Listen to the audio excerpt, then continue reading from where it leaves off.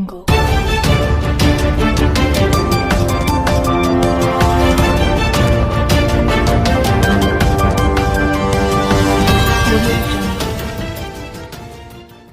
देश में 75वां गणतंत्र दिवस हम बहुत हर्षोल्लास के साथ इस महान दिवस को मना रहे हैं।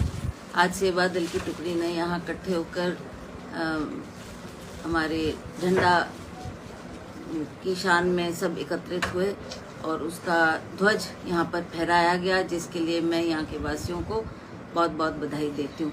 इस उपलक्ष्य में मैं देश और प्रदेश वासियों को सभी अपनी शुभकामनाएं और एकता का संदेश देती हूँ, ताकि हम इसी तरह से इस गणतंत्र दिवस को हर साल हर्षोल्लास के साथ मनाएं और इस भावना को हम सदा अपने दिल में संजोए रखें। हम जानते हैं कि कांग्रेस पार्टी का बहुत बड़ा योगदान देश की आज़ादी के लिए रहा है।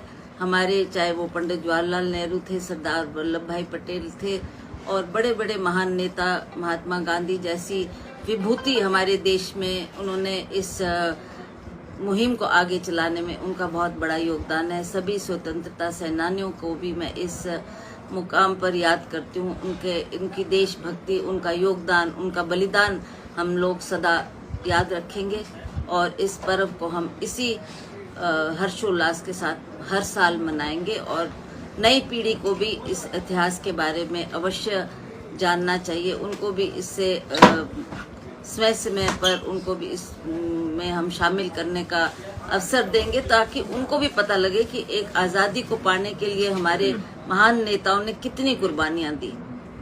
तो आज इस पर्व पे मैं सभी देशवासियों को, प्रदेशवासियों को अपनी तरफ से बहुत बहुत शुभकामनाएं देती हूँ और उम्मीद करती हूँ कि इसी तरह से हम हर साल इस दिवस को बढ़ चढ़कर इसमें भाग लेते रहें और इस दिवस को मनाते रहें।